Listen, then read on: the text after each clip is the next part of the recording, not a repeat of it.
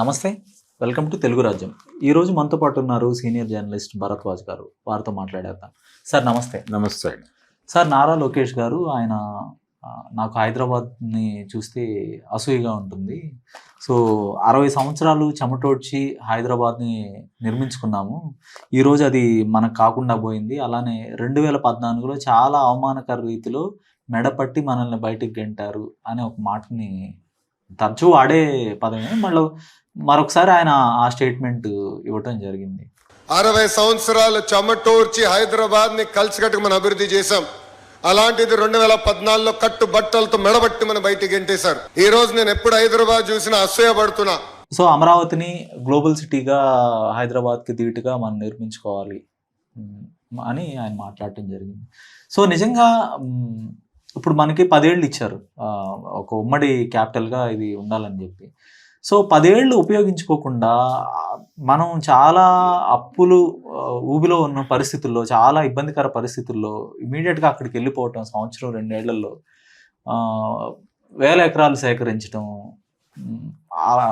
అంటే సాధ్యం కాకుండా, అంటే చాలా ఒక సూపర్ క్యాపిటల్ నిర్మించాలనుకోవటం, ఇదంతా ఒక విజనరీ అని చెప్పుకునే ఒక నాయకుడు చేయాల్సిన పనా ఏంటంటారు? విజనరీ అనగానేమి అనేది ప్రశ్న. విజనరీ అని చంద్రబాబు గారిని అంటున్నారు అందరూ.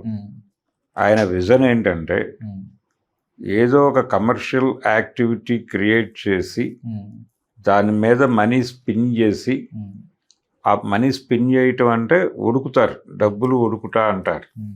ఇలా పైకి లేస్తుంది, ఆ లేచిన దాన్ని ఇలా మూసి పక్కన వేసుకుంటారు. ఈ స్పిన్నింగ్ మిషన్ ఆయన. ఆయన ఆ రోజుల్లో చేసింది అదే.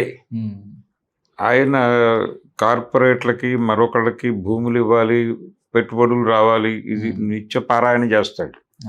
పెట్టుబడులు పెట్టుబడులు పెట్టుబడులు అనే తప్ప ఇంకో మాట రాదు ఆయన నోట్లో వచ్చి. పెట్టుబడులు అంటూ ఉంటాడు, కియా వచ్చింది అంటాడు, అది వచ్చింది అంటాడు, ఇది వచ్చింది అంటాడు. ఏం జరిగింది అనేది చెప్పడు. వాళ్ళు కంపెనీ, ఆ కంపెనీ తెచ్చాను నేనే, ఈ కంపెనీ తెచ్చాను నేనే, ఐటీ తెచ్చాను నేనే, వాడుకో స్థలం ఇచ్చింది నేనే. మొత్తం సర్ఫేస్ లెవెల్లో ఉంటే కానీ క్షేత్రస్థాయిలో ఎంతమంది పేదరికం నుంచి అప్లిఫ్ట్ చేశాము, ఎంతమందికి విద్య అందించగలిగాము, ఎంతమందిని నిర్వాసితులను చేశాడో లెక్క చెప్పడం, ఎంతమందిని ముష్టివాళ్ళుగా మార్చాడో లెక్క చెప్పడం. చెప్పకుండా ఈ అభివృద్ధి గురించి మాట్లాడతాడు. ఇప్పుడు లోకేష్ గారు చెప్తున్నటువంటి 60 సంవత్సరాలు కష్టపడి నిర్మించుకున్నాం. ఎవరు నిర్మించుకోమన్నారండి? మీ ప్రయోజనాల కోసం, మీరు మనీ స్పిన్ చేయటం కోసం చేసిన, మీ తండ్రి గారు చేసిన స్కీమ్ అది. యాక్చువల్గా కంప్యూటర్ అనేది ప్రపంచానికి నేనే పరిచయం చేశాను అన్నట్టుగా మాట్లాడతాడు ఆయన. కానీ 73 నుంచి కంప్యూటర్లు ఉన్నాయి ఈ ప్రపంచంలో అనేది తెలియాలి కదా ఆయనకి. ఇక్కడే హైదరాబాద్లోనే ఇప్పుడు కంప్యూటర్ మెయింటెనెన్స్ ఇది సెంటర్ ఉంది కదా మనకి 70 దశకంలోనే. అది ఇప్పుడు టాటా వాళ్ళకి అప్పచెప్పారు, కానీ అప్పుడు కేంద్ర ప్రభుత్వ నిర్వహణలోనే ఉన్న సంస్థ కదా అది. మరి అది ఎవరు చెప్పాలి ప్రపంచానికి? ఈయనే తెచ్చాడేమో, హైటెక్ సిటీ అంటే ఈయనేనేమో అనే భ్రమలో ఇప్పటికీ ఉంది ప్రపంచం. అలాగే సమాచార సాంకేతిక విప్లవ రథసారథి అని ఆయనకు టైటిల్ ఉంది చంద్రబాబు గారికి. ఈ ఐటీలు ఇవన్నీ కూడా వాటి ఫ్లోలో అవి వచ్చినాయి. అది ఓపెన్, ఆ తాళం కప్ప తీసినవాడు పివి నరసింహారావు. మన్మోహన్ సింగ్ గారు తీసుకొచ్చి ఆ తాళం ఈయన చేతిలో పెట్టి తీయించాడు. తీయించిన తర్వాత ఈ దేశంలోకి సామ్రాజ్యవాదపు పెట్టుబడులు ప్రవహించినాయి. ఆ ప్రవహించిన పెట్టుబడుల్లో నుంచి అది స్పిన్ చేసి ఆ పైన ఎగిరేటువంటి డబ్బుల్ని తీసి సంచిలో వేసుకోవటం అనే పని చేశాడు ఈయన చంద్రబాబు. ఆ చేసినందుకు గాను అసలు ఈ సినిమా అంతా కూడా ఏమాత్రము స్ఫురణలో లేదు లోకేష్ గారి తాతగారికి. ఆయన ఇదంతా ఊహించను కూడా ఊహించలేదు. అందుకని ఆయనకి ఇది తెలియక, మార్కెట్ ఎకానమీ ఇలా ఉంటుంది అనే జ్ఞానం లేక, ఆయన మార్కెట్ సెంటిమెంట్ని హర్ట్ చేస్తూ నిర్ణయాలు తీసుకున్నాడు, వరుస నిర్ణయాలు. మద్యపాన నిషేధం, అది బిజినెస్ సర్కిల్ని ఇబ్బంది పెట్టింది. ఇలాంటి చాలా నిర్ణయాలు. చివరికి మొలాసిస్ యూనిట్లకి కూడా లైసెన్సులు రద్దు అన్నాడు ఆయన.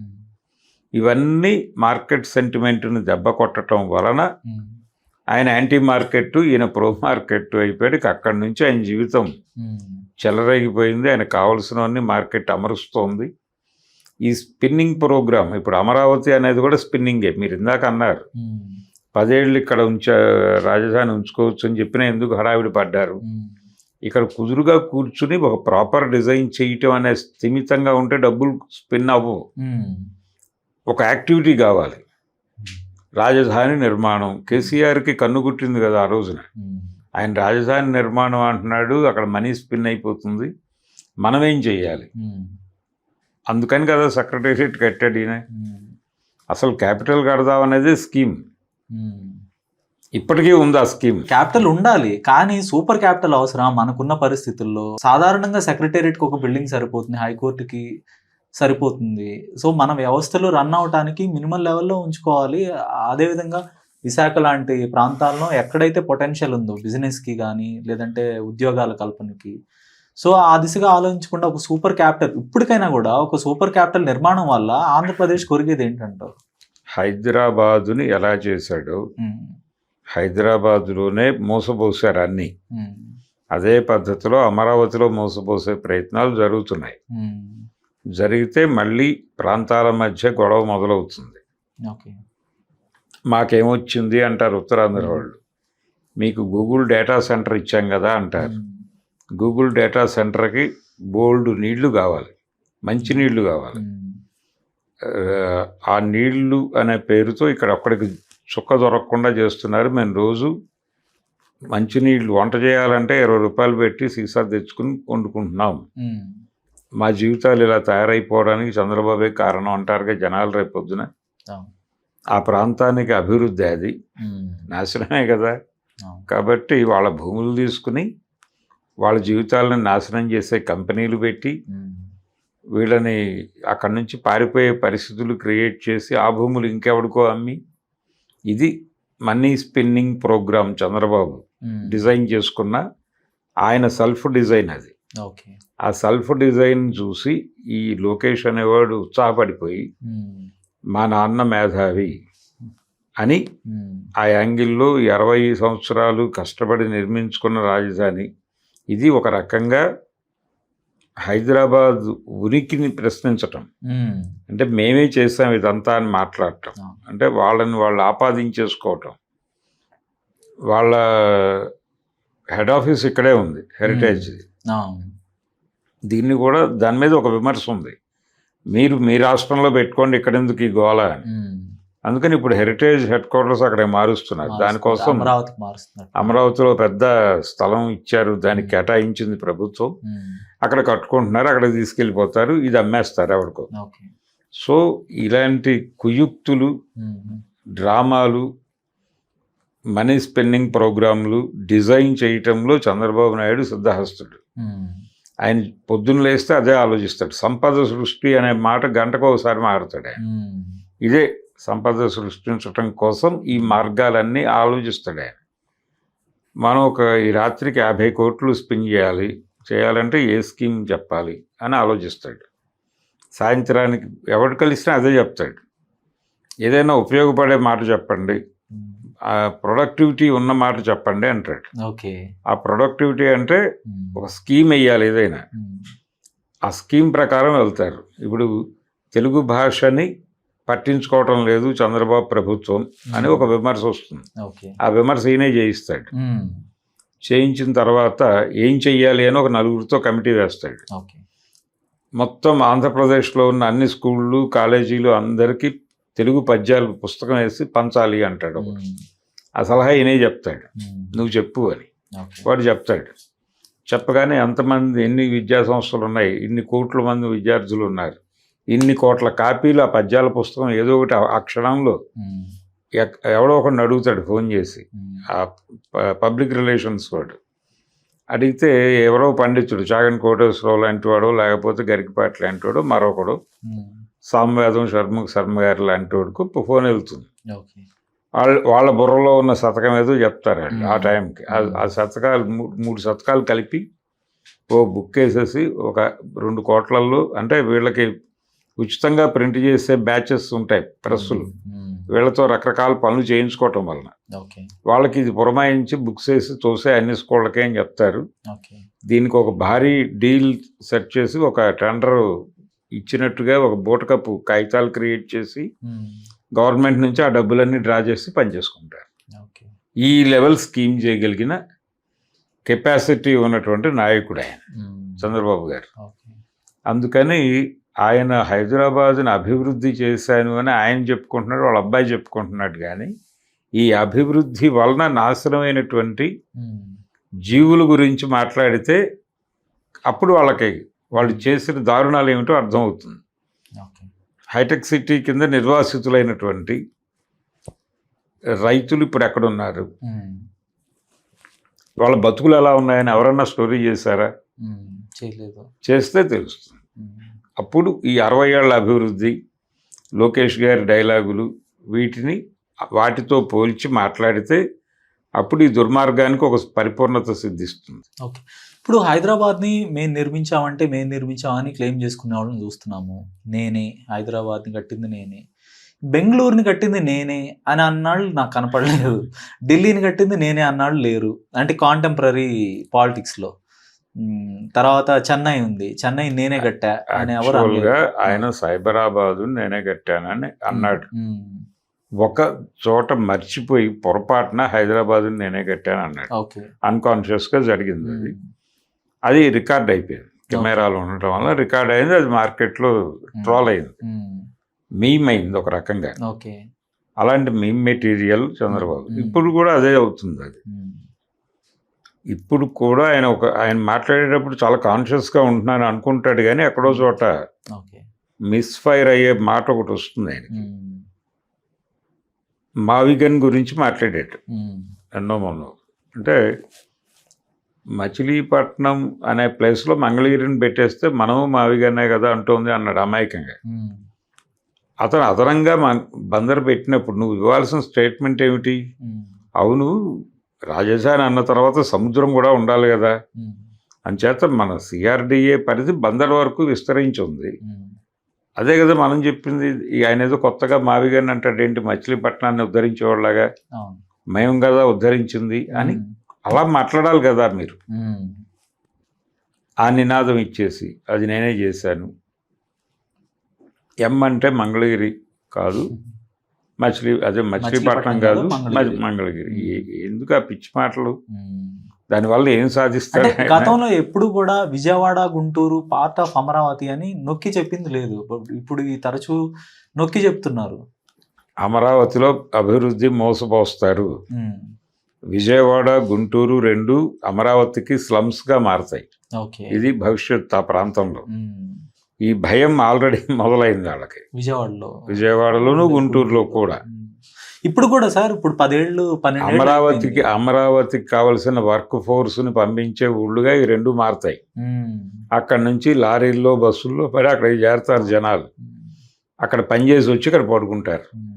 అంటే విజయవాడ గుంటూరు లాడ్జీలు గాను దాదాపు స్లమ్సే, సప్లై చేసే ప్రాంతాలు అంతే. ఇప్పుడు హైదరాబాద్ లో మీరు జూబ్లీ హిల్స్ మరొకటో తీసుకోండి, ప్రతి పోష్ ఏరియాకి కొంచెం ఏదో కార్నర్లో ఒక స్లమ్ పాకెట్ ఉంటుంది. ఆ ఇళ్లలో చేయటానికి కోసం దాన్ని ఏర్పాటు చేస్తారు. అలా అది విజయవాడ గుంటూరులో పరిస్థితి భవిష్యత్తులో. సార్ ఇప్పుడు 12 ఏళ్ళు అయిపోయింది రాష్ట్ర విభజన జరిగి. సో ఈ 12 ఏళ్లలో కూడా అంటే ఒక 5 ఏళ్ళు తీసేస్తే, జగన్ హయాం ఒక 5 ఏళ్ళు తీసేస్తే 7 ఏళ్ళు చంద్రబాబు నాయుడు గారు 7 ఏళ్ళు పాలించారు. 9 ఏళ్లలో ఆయన హైదరాబాద్ నిర్మాణం చేపట్టానన్నారు, రింగ్ రోడ్డు తెచ్చాను, తర్వాత మెట్రో నేనే తెచ్చానని చెప్తారు. పివి నరసింహ ఎక్స్ప్రెస్ హైవే కూడా మొత్తం ఆయన ఖాతాలో వేసుకుంటారు. హైదరాబాద్ ఐటీ మొత్తం. సో వాట్ ఎవర్ హైదరాబాద్లో ఏదైతే జరిగిందో మొత్తం.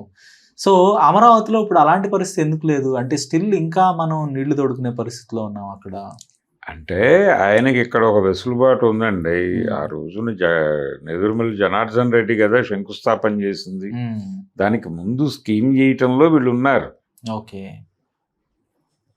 రామారావు గారు 89లో ఓడిపోయే టైంకే ఈ భూముల్లో ఈ కార్యక్రమం జరపాలి. అప్పటికి సెంట్రల్ గవర్నమెంట్ నుంచి వీళ్ళకి ఇలాంటి ఐటీ డెవలప్మెంట్కి ఏదో ఒకటి కేటాయించాల్సిన అవసరం ఉంది అనేది ఉంది, వచ్చింది.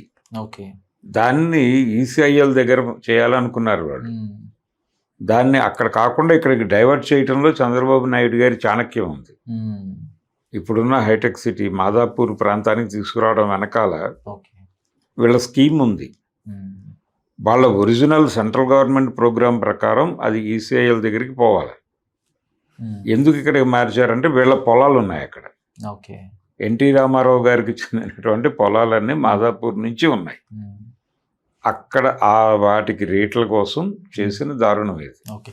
ఇంకా ఇప్పుడు హైదరాబాద్ నిర్మాణాన్ని కనుక మనం చూసుకుంటే 1975లో అనుకుంటా మద్రాస్ నుంచి ఇక్కడికి మరి చెన్నారెడ్డి హయాంలో టాలీవుడ్ తరలొచ్చింది. ఇక్కడ జూబ్లీ హిల్స్ కానీ 92లో వచ్చిందండి. 1992 సార్, చెన్నారెడ్డి గారి హయాం కదా. కానీ అంతకుముందు చెన్నారెడ్డి గారు అంతకుముందు 1978లో కూడా ముఖ్యమంత్రిగా ఉన్నారు. కానీ ఇండస్ట్రీ రామారావు గారు ముఖ్యమంత్రిగా ఉండకో కూడా ఏం రాలా. ఓకే. ఆయన 79లో గెలిచాడు. సారీ 89లో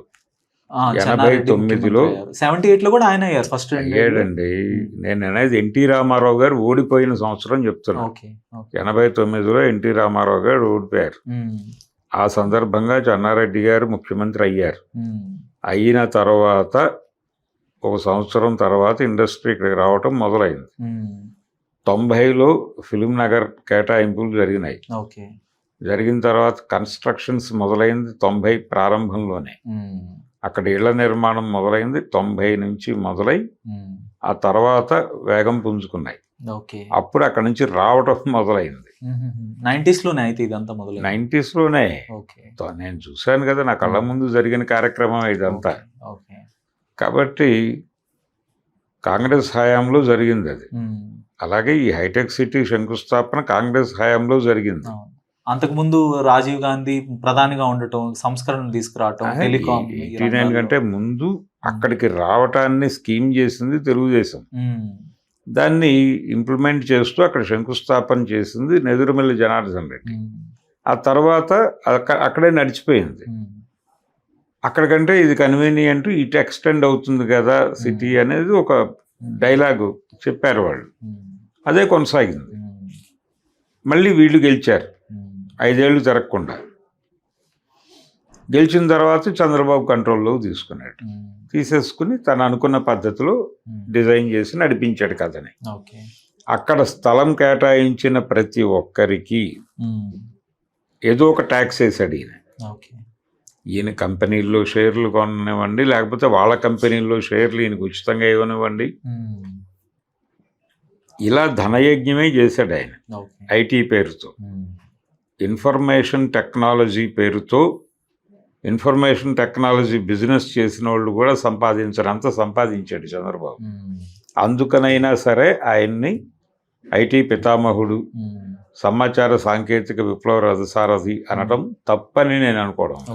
సో ఇప్పుడు మొత్తం ఓవరాల్గా ఐటీ ఎంప్లాయీస్ తీసుకున్నా కూడా మొత్తం తెలుగు రాష్ట్ర మన ఆంధ్రప్రదేశ్లో సో కొంత లక్షల్లోనే ఉండొచ్చు. 2 లక్షల, 3 లక్షల, 5 లక్షల, ఏదైనా కానీ 10 లక్షల లోపే ఉంటారు.